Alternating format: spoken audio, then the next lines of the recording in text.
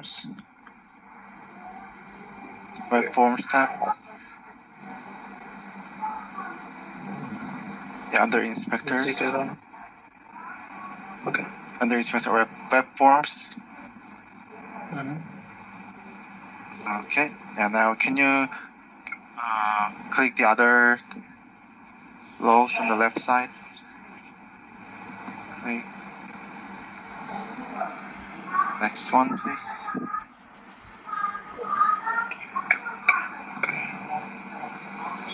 The next one. Can you select all and right click, then click decode?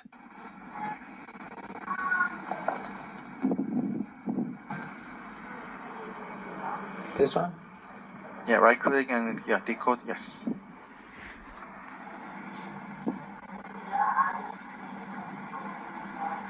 Okay. Can you click session 14? Line 14? Okay, next one, please.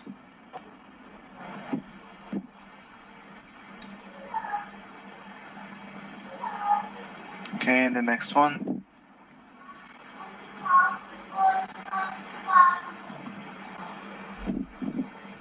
Okay, next one. The next one. Okay, here's the request. We're sending it. Okay, next one. Okay, here's the summary response.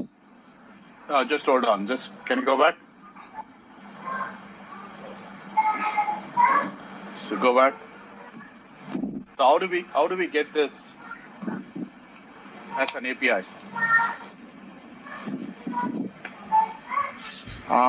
It's an API. Yeah, Nam, so this is what we need, but we need to get it as a variable, the SAML request. Okay, yeah, right click of the summary request. And then send to text wizard.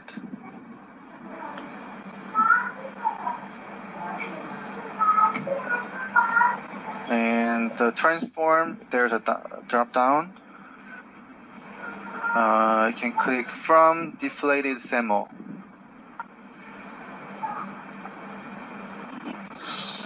Bottom. Yes.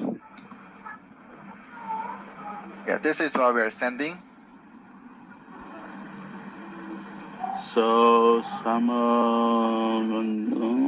that's a consumer URL, right? That's a URL that's where we are sending the SAML, correct? Yeah, we are sending from Azure AD to the SP. Yeah, that is the endpoint. But how do we get this code, that value, as a variable? What do you mean value? So what they do is, so currently, so we need to interpret, like we need to send an authentication request to your Azure AD, get the SAML response, use that, and send it to the Salesforce, the URL that you're displaying there. So programmatically, we have to do that. See, do a get request, get the SAML request, this, and take this value, use that value, and send it to whatever you're sending that URL. Yeah, certain customer service URL. Yeah, you're sending. I think it's a reply URL. So send the request. Yeah, send the request to that, and then reply URL is basically the endpoint that received the authentication token from the SP side. Yes. Correct. So that is the next step. But I want to go one step backwards, and we need to know how to get the SAML request token, or whatever you call it as SAML request value. SAML request value. This is the SAML request value. You're seeing the value. Yeah. How do we get it as an API? That's our question. Like API. I need to get this. I need to get this in PowerShell. How do I get it? Yeah, the PowerShell. Yes. Let me think.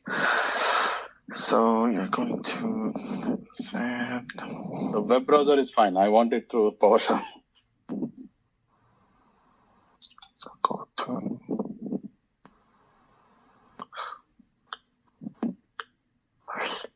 to the endpoint.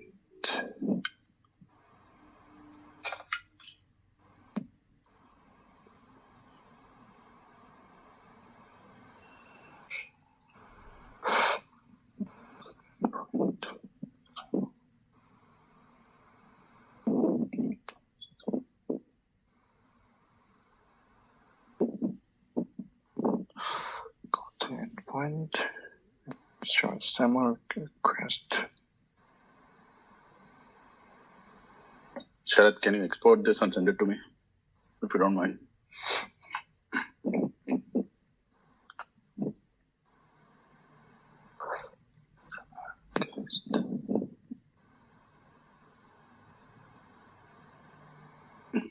No, the entire Fiddler.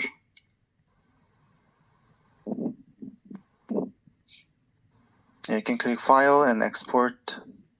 You save all sessions. Yeah, that's yeah.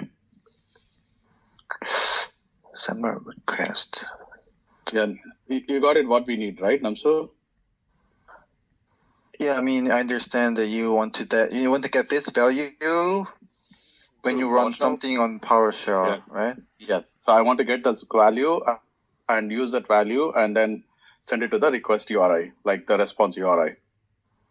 Sorry, the request URI. PowerShell. Give me 1 second. Let me search something quickly. Sure. Get. That's by using like invoke web request. That's how you invoke the URI.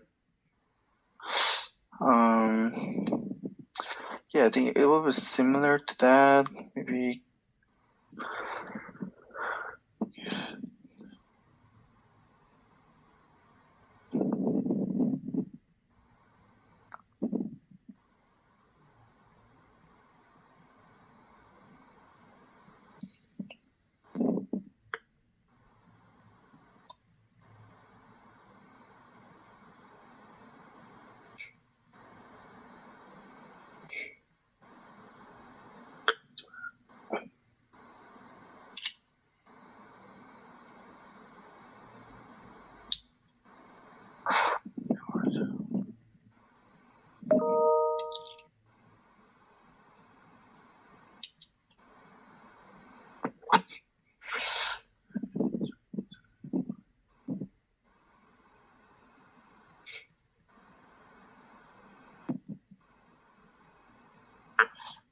PowerShell.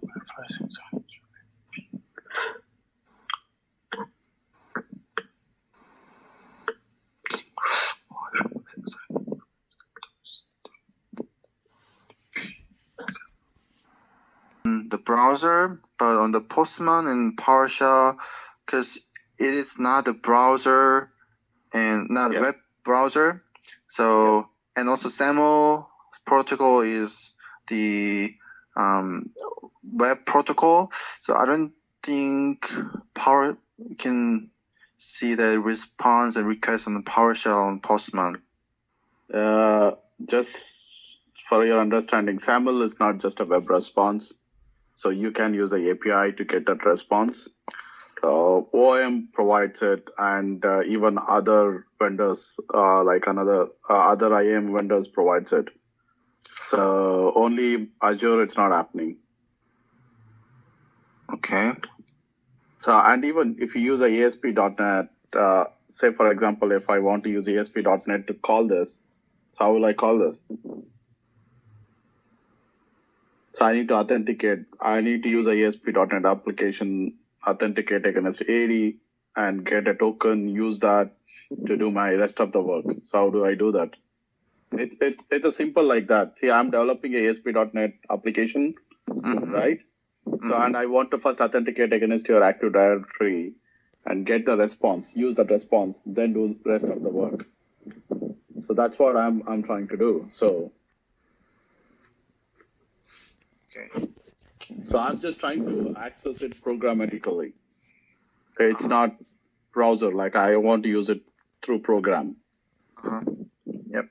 So, yeah, and I can write the program in any language. So I mean, to simplify, I just give PowerShell. That's all. Okay. Yeah. So there should be a way to get the token. See, the requirement is simple. Basically, I want to programmatically authenticate against your Active Directory, Azure AD, get the token, use that, and go further.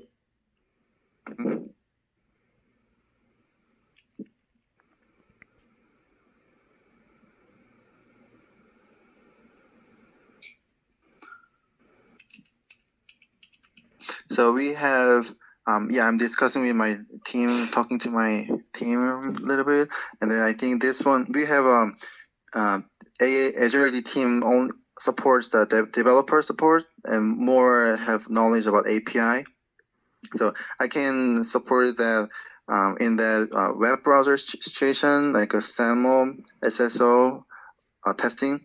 But I think for the API, we need that team. So I think Rodolfo and I will talk to that team to see how can we get SAML response and SAML requests on the API way, as you said. Is it okay?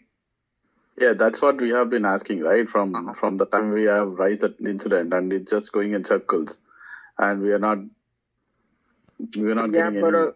But until this point, we weren't able to verify that we were actually sending and getting the response, the SAML response. So at that point, it seems like it's a developer thing, not an authentication from a team standpoint. So until today, we weren't able to say that this was developer related.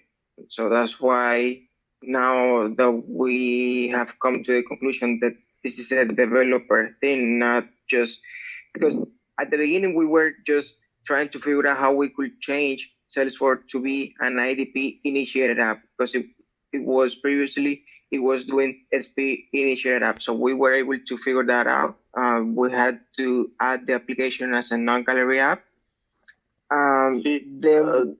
To be honest, we knew how to do the IDP, we knew how to do the SP. That was not our question from the beginning. So we wanted to get the SAML request as an API. That's what our question was from the beginning. Well, that's not the real question with the case. The real question with the case was how to change an application from IDP initiated, from SP initiated to IDP.